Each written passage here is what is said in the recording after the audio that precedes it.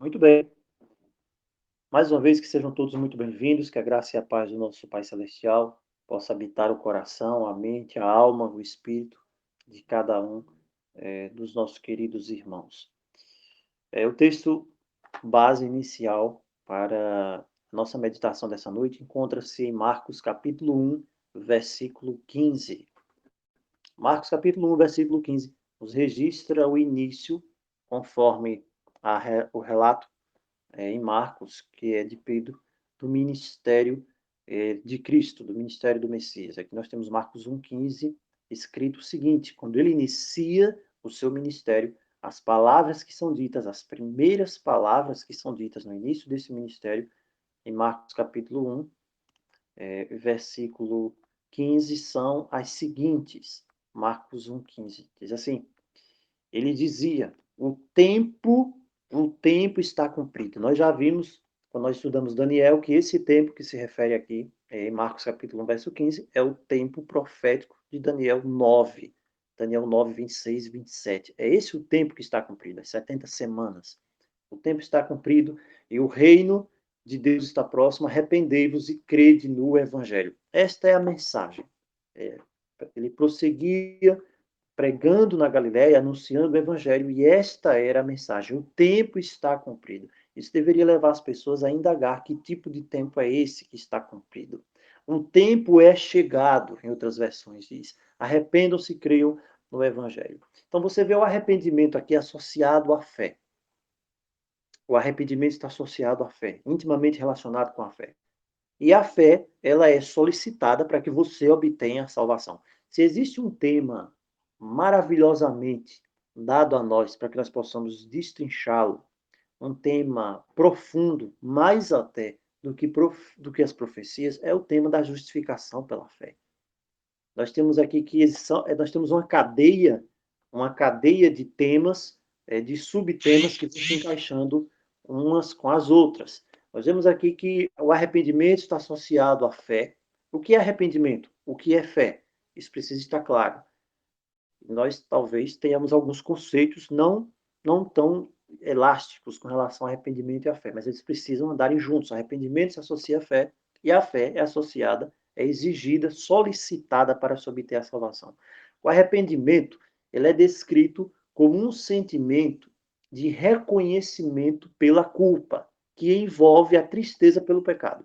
Isso prepara então o coração da pessoa, do ser humano, para aceitar a Cristo, para aceitar o Messias como único Salvador.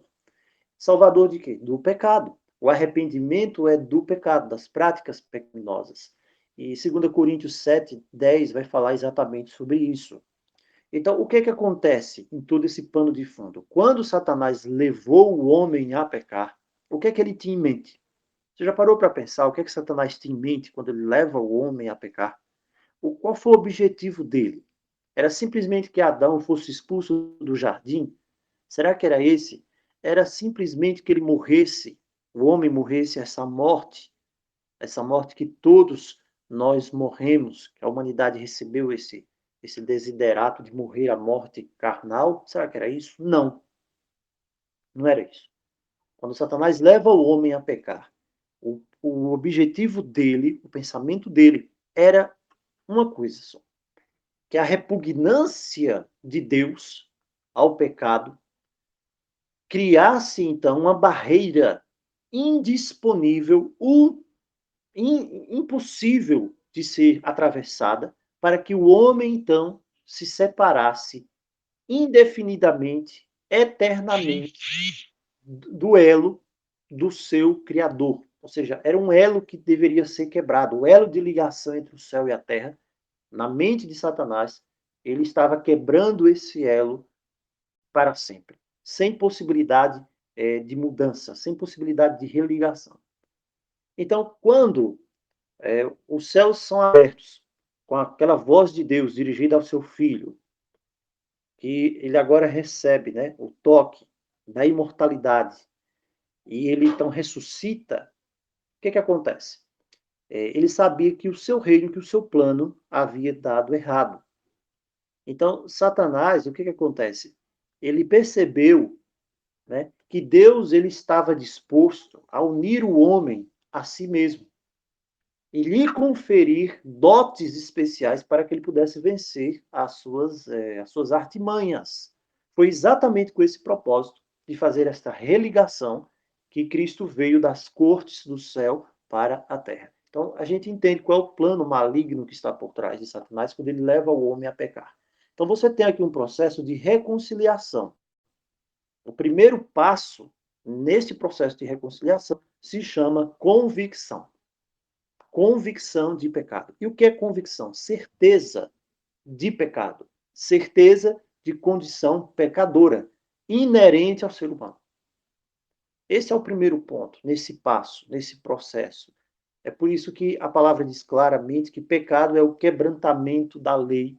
E também fala lá que o homem da iniquidade, nós já vimos isso quando nós estudamos o Apocalipse, lá em Tessalonicenses, na verdade, ele é o desprezador da lei. Porque se o pecado é o quebrantamento da lei, é preciso que haja um ministério, o mistério da iniquidade. O mistério da iniquidade é exatamente o mistério do quebrantamento da lei, porque isso gera o pecado. E pela lei vem o conhecimento do pecado. 1 João 3,4, Romanos 3,20 fala sobre isso. Então, é unicamente através desse processo, desse evangelho, dessa boa nova de graça, através dos méritos do Filho de Deus, que o homem ele recebe em si um novo elemento, uma semente é plantada dentro do coração dele, que começa agora a capacitá-lo para que ele ande agora na direção oposta da condenação, da contaminação do pecado. É por isso que nós vemos pessoas que antes não podiam ser libertas dos erros, dos enganos, dos vícios, mas quando entram em contato, quando esta semente é plantada no coração delas, na mente delas, há transformação. É esse o objetivo da salvação, a transformação e a libertação da contaminação do pecado. Então, o pecador, ele precisa entrar e reconhecer que dentro dele precisa haver um processo de arrependimento, de reconhecimento e de convicção de pecado, para que ele se afaste então do pecado. Ele precisa reconhecer que a base deste pecado, ela está ali fundamentada, subjacente, é o quebrantamento da lei de Deus. O que acontece hoje? As pessoas hoje tentam desvincular pecado de quebrantamento da lei de Deus. Hoje, simplesmente, se coloca os olhos voltados para uma hipergraça, mas as pessoas ignoram que essa hipergraça existe. Na verdade, não é hipergraça, a graça verdadeira existe porque houve um atentado contra os princípios divinos que estão norteados na sua palavra, em última análise, na sua lei.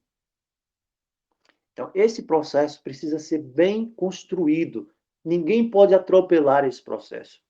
Então, na sequência disso, existe a fé. A fé num sacrifício expiatório que eu não posso fazer, que eu não poderia fazer. Alguém então faz esse sacrifício expiatório no meu lugar. Alguém cumpre esses requisitos de forma perfeita no seu lugar. Esse é o sacrifício expiatório de Cristo. Então, ele obtém a remissão dos pecados dos outros, não dele. E há então a imputação, a chamada imputação. Então, tudo isso aqui faz parte do processo da justificação pela fé. E qual é o ponto final, o objetivo final? É a participação daquele que crê na natureza divina. Então, se não há esses pontos, se esse processo ele é quebrantado em algum momento, não há verdadeira justificação pela fé. Justificação pela fé, que desconsidera alguns desses passos, não é justificação pela fé genuína. Então, Deus é justo, o Altíssimo é justo. E à medida que ele age através do seu espírito, ele torna justo também o pecador. O pecador ele entra e participa dos seus méritos de justiça, não pelos méritos próprios, pessoais, mas pelos méritos de outrem, pelos méritos de Jesus. Ele se apossa desses méritos pela fé. Então, ninguém pode usufruir essa justiça inalcançável humanamente do ser humano, a justiça de Cristo, enquanto ele comete reiteradamente, indiscriminadamente, sem convicção de pecado, de arrependimento, os mesmos erros conhecidos, os mesmos pecados, a mesma negligência. É por isso que Deus requer a completa entrega do coração antes que possa haver a justificação. Não há um processo inverso. Não há justificação para que depois haja consagração. Primeiro é preciso que haja uma entrega, uma consagração, é uma entrega, para que depois possa haver uma justificação. Santificação vem depois, é outro processo. Para que o ser humano, então, mantenha válida essa justificação que ele recebe, não pelos seus próprios méritos, ele precisa, esse é um ponto que é ignorado, ele precisa, então, permanecer em contínua obediência. Agora, quando as pessoas não colocam a obediência nesse processo, num desses passos, nesse processo aqui, o que acontece? As pessoas caem numa roda, né, que ela simplesmente não progride. Ela simplesmente vai e volta dentro dos mesmos pensamentos humanos. Porque um ponto dessa catraca aqui está quebrado. Então, no pensamento humano, aquela roda, ela está funcionando, só que na prática não está. Porque se você tira o elemento da contínua obediência, como nós vimos ontem, que todas as alianças estavam relacionadas com obediência, e então você simplesmente tira isso aqui, o que acontece? A sua fé, ela não é ativa. Ela não é uma fé que opera por amor. O que a palavra quer dizer quando diz a fé que opera pelo amor? Paulo fala disso, a fé que opera pelo amor. É porque o elo de ligação para a obediência é o amor. O elo de ligação da obediência não é simplesmente algo forçoso, algo forçado, que é imposto. Pelo contrário, a fé opera pelo amor. Por isso que Cristo diz: amarás o Senhor, teu Deus, o Altíssimo, de todo o teu coração. Então, essa é a fé que opera pelo amor. Se não for assim, não tem valor também. Então, essa fé precisa chegar nesse ponto em que controle as suas afeições. Essa fé precisa se desenvolver de uma forma que ela controle os impulsos do seu coração, porque você sabe que o que você precisa fazer e você sabe o que você também não pode fazer, o que você não precisa fazer. Então, é um assunto muito rico. Fé é essa condição. Sob fé, que Deus promete perdão aos pecadores, a todos nós. Não que exista na fé uma virtude. As pessoas imaginam o seguinte: não é a fé que consegue as coisas. A fé que consegue, a fé, quando Jesus dizia, a tua fé te salvou, era a fé abstratamente considerada que fazia as coisas acontecerem? Não. Não existe virtude na fé. Olha só que coisa. Então, alguém pode até interpretar isso errado. Mas não existe virtude alguma na fé em si, a fé isoladamente considerada. Não existe. Pelo qual você receba a salvação. Agora, o que acontece com a fé é que a fé ela é apenas um instrumento para que você possa prevalecer-se dos méritos que são imputados por Cristo, pelo Messias. Esse é o ponto da fé.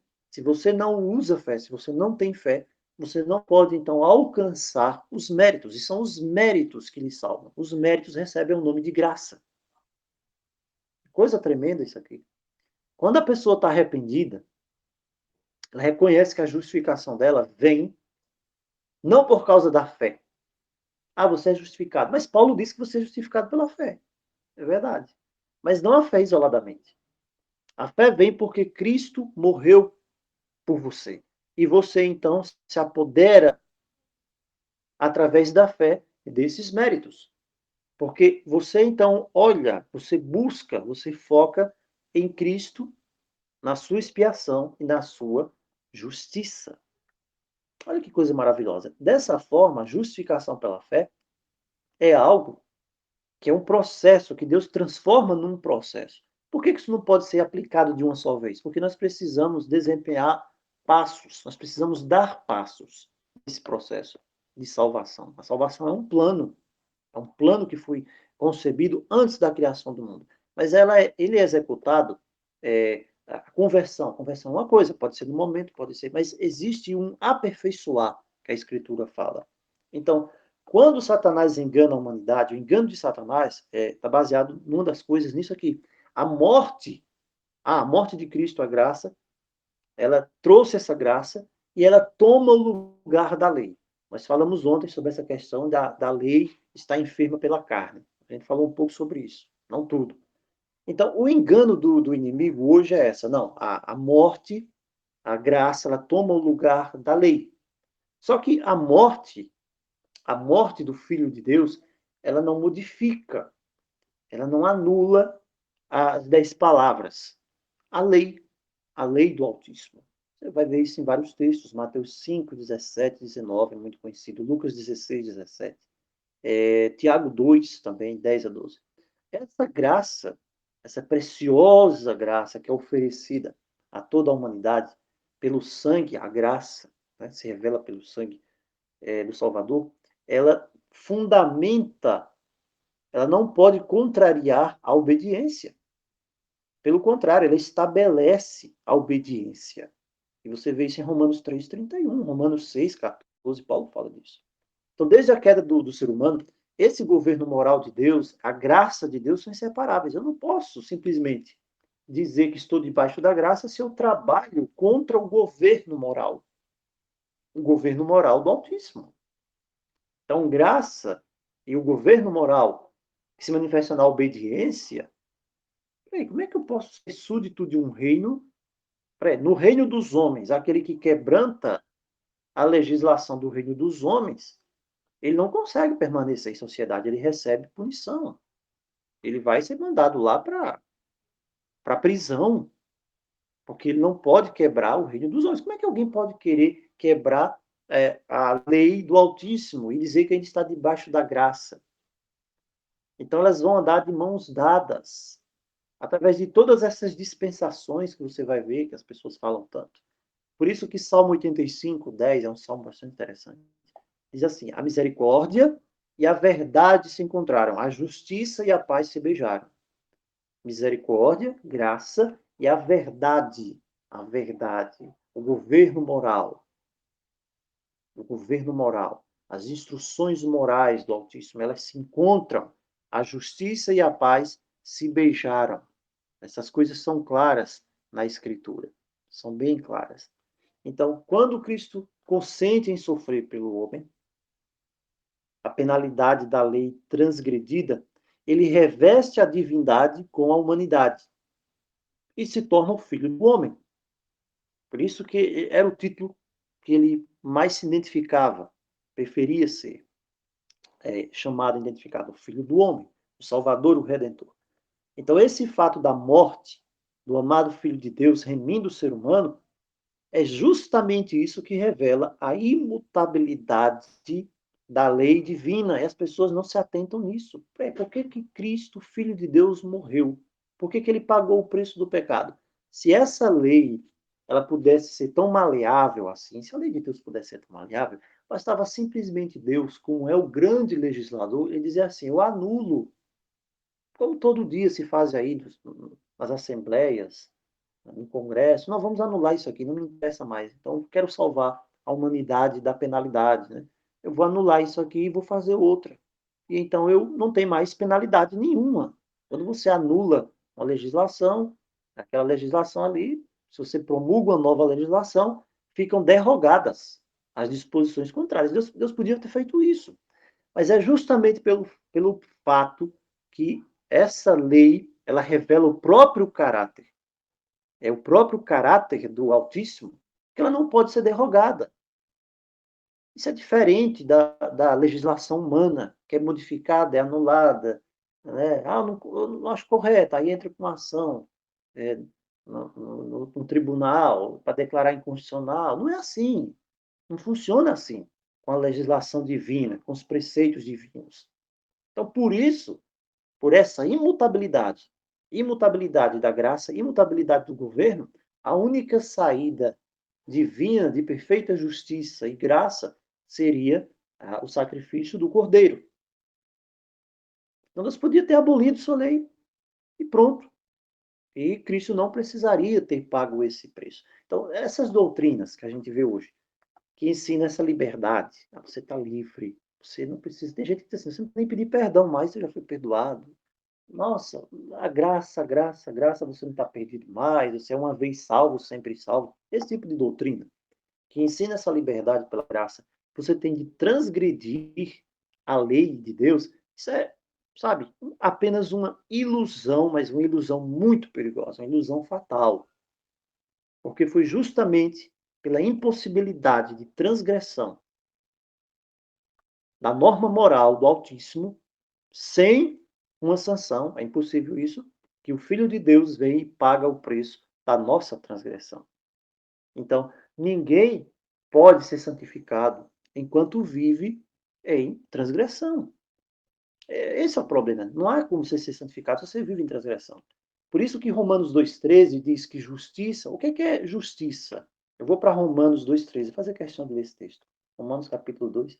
As pessoas pegam Romanos, textos isolados de Romanos, pegam palavras mal traduzidas. Por exemplo, o fim da lei é Cristo. Você vai ler em tantas outras epístolas, né? Paulo dizendo, o fim da presente admoestação é a caridade que procede de um coração não fingido. Paulo está dizendo que o fim da demonstração é que acabou aquela demonstração? Não, o objetivo daquela demonstração. Mas quando Paulo traduzem aqui em Romanos o fim da lei é Cristo, as pessoas dizem, está vendo? O fim da lei é Cristo. Jesus acabou com a lei. Então, peraí. É texto isolado. Quando nós vamos para Romanos, capítulo 12, 13, nós vemos assim, porque os simples ouvidores da lei, e aqui pode-se entrar numa disputa para saber o que significa lei. Paulo sempre vai usar lei aqui em vários sentidos.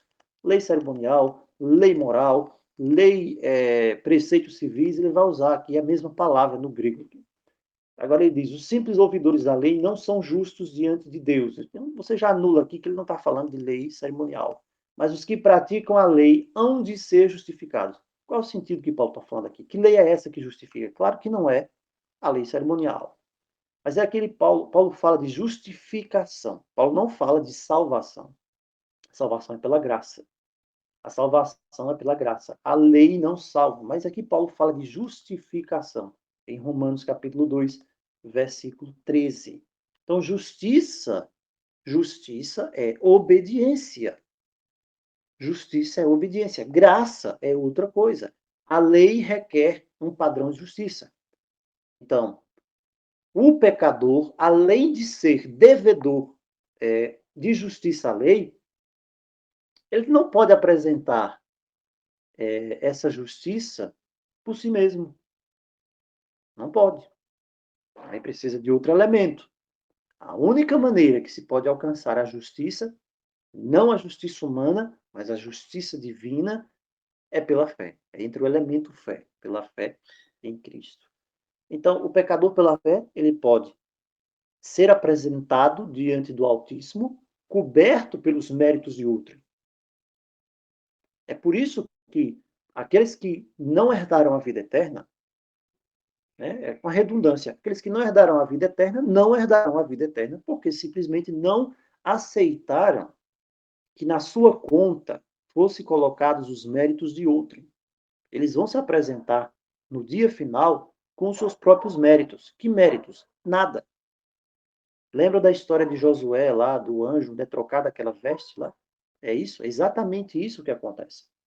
É exatamente isso. Então, essa justiça é aceita em lugar do fracasso do homem. Você vê tantos gurus hoje. O que é que os gurus falam?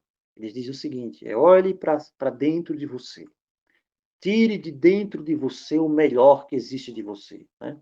Tem gente que diz assim: olha, você tem um Deus dentro de você. Comece a emanar esse ser superior que tem dentro de você, ou então faça certos mantras, recite certos mantras, para que você possa, então, abrir um canal onde você possa meditar e ativar um chakra e tal, para que você medite e você, então, evolua. Grande engano. Você não tem mérito algum de si próprio. Não há mérito algum. Ninguém tem mérito algum. E esse é um engano espiritualista. O único que pode lhe salvar é Cristo. Você precisa se apresentar diante do Pai com os méritos dele, em lugar dos seus méritos fracassados. E então aí a pessoa recebe perdão, a pessoa é arrependida, ela é justificada, ela é tratada como se fosse justa. É isso que Tito fala, Tito capítulo 3, não é isso? Fala sobre isso, versos 4 ao 7. Isso se chama imputação. Imputação. É o processo de imputação. A justiça, a fé é imputada como justiça. Olha que processo maravilhoso. Então, perante aquela pessoa que crê, é apresentada diante de você, de mim, a possibilidade maravilhosa de você, no dia do juízo, ser apresentado semelhante a Cristo. Olha que coisa. Obediente, fiel à palavra, à vontade daquele que você diz que é seu Deus, do Altíssimo. Só que por você mesmo, você é absolutamente incapaz de alcançar isso, de alcançar essa condição. A santidade que a palavra de Deus declara que você deve possuir antes que você seja salvo é apenas o resultado da operação da graça divina e não é levado em conta as suas obras, mas simplesmente o fato de você se submeter pela fé, aceitar pela fé a influência do Espírito. É isso que fala Romanos também, não é isso? Romanos capítulo 8, lá a partir do verso 5. A sua parte é perseverar. A sua parte é perseverar em vencer cada falta. Então você deve orar, eu devo orar, eu devo buscar, para que o Salvador sare esses distúrbios da alma. Né? É como se fosse um grande sistema. Está tendo um problema ali. O Salvador ele pode consertar. Ele pode tirar alguma coisa. Ele é o grande médico dos médicos. Ele pode encaixar outra coisa. Ele pode restaurar o que precisa ser restaurado. Não é isso? Ele, o Altíssimo, né, o seu filho, ele não tem nada para melhorar, mas ele tem tudo de forma perfeita para que possa, então, melhorar na minha vida e na sua vida. Ele é quem pode nos conceder essa vitória. Então, muitas pessoas hoje estão perdendo o caminho porque elas pensam que podem alcançar o céu quando elas fazem alguma coisa. E você vê que tem doutrinas hoje que as pessoas pensam que vão ser salvas se doarem cestas básicas. Ah, eu tenho de doar uma cesta básica, eu tenho de fazer o bem. Nossa, em si, né, é uma coisa muito interessante, fazer o bem, né, fazer uma obra de caridade. Só que isso não vai te salvar. Se você estiver fazendo isso com o pensamento de ter a sua entrada no céu, desconsiderar tudo. Tem pessoas que fazem isso. Muita gente, aliás, não é pouca não. Tem doutrina assim. Tem doutrinas que pregam isso até. Então, a pessoa está perdendo o caminho. Pessoas, né, tentam ser melhores pelo próprio esforço. Nunca vai conseguir. Por mais que faça qualquer coisa, é só um trapo de imundícia. É isso que diz a palavra. É só um trapo de imundícia.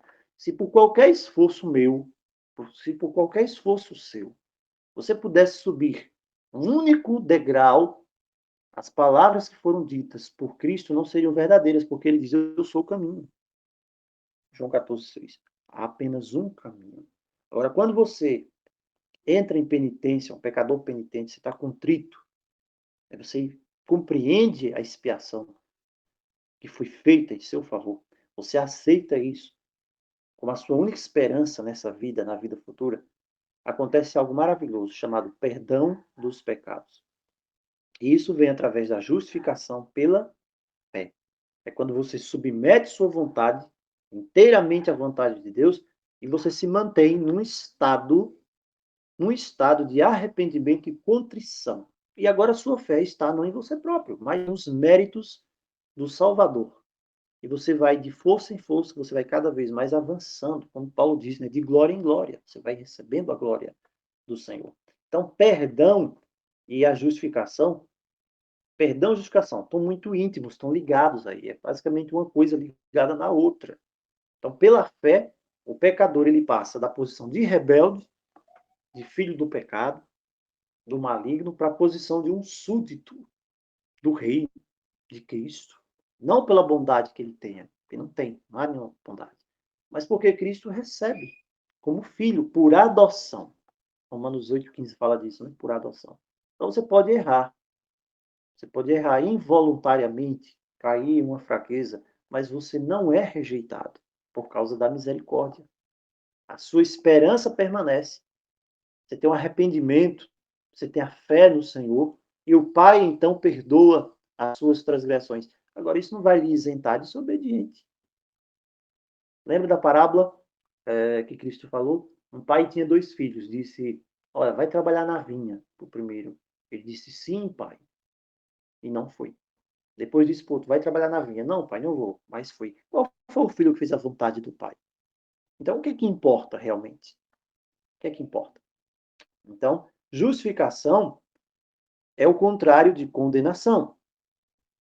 A justificação é o contrário da condenação.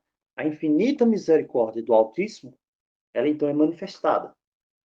E como ela é manifestada? Para quem essa misericórdia é manifestada? Ela é manifestada para aquelas pessoas que sentem-se indignas.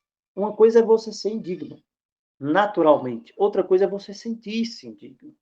Não serão salvos. Veja só, a salvação ela é dada para aqueles que reconhecem que são pecadores. Porque se a salvação fosse dada para todos os pecadores, salvaria os pecadores se ao menos eles saberem que são pecadores. E não é assim que funciona. Então, a infinita misericórdia é manifestada para aqueles que se consideram indignos. Então, como indigno, você sente que precisa, se sente necessidade da graça. Então, você recebe o perdão das transgressões por amor de Cristo. Ele é a propiciação. Então, por essa fé, o transgressor, o culpado, ele é conduzido novamente ao favor do Altíssimo e agora sim, ele tem a esperança da vida eterna. Da vida eterna em nome de Jesus. Amém? Essa é a maravilha, é a beleza, essa é a beleza do Evangelho. O Evangelho verdadeiro. Eu não posso tirar um ponto aqui. Eu não posso tirar um elo dessa cadeia. Isso precisa estar bem claro, estar bem junto, para que isso funcione. Se eu tiro algum ponto disso aqui, as coisas não vão funcionar da forma correta. É por isso que você vê hoje milhares e milhares de pessoas dentro do sistema religioso e as pessoas não sabem nem o que diz a Bíblia, não sabem nem o que a palavra diz. É por isso que tantos falsos pastores, falsos pregadores se proliferam por todo lado e têm sucesso, porque as pessoas são como um cordeiro, um cordeirinho que não conhece o manual de instruções que foi deixado para elas, que é a Escritura, que é a palavra. Então, fé, justificação, santificação faz parte de um pacote. E esse pacote, ele é dado para que ele seja desfrutado. E as etapas necessárias, elas precisam acontecer. Tá bom? Eu não posso tirar desse pacote de salvação, desse dom de salvação, a obediência, por exemplo, como muitos hoje fazem. Eu não posso tirar. Isso faz parte. Então, quando tudo isso está junto, quando tudo isso acontece na vida de alguém, essa pessoa, ela realmente é justificada. Ela tem a justificação e ela então entra no processo chamado agora de santificação, para ser cada dia mais semelhante ao Senhor que lhe salvou e que lhe comprou. Amém? Finalizamos por aqui. Em nome do Senhor Jesus. E até o nosso próximo estudo, nós vamos iniciar nossa próxima série, que é 1 hora com a besta, a partir de amanhã. Finalizamos por aqui em nome de Jesus. Até a próxima.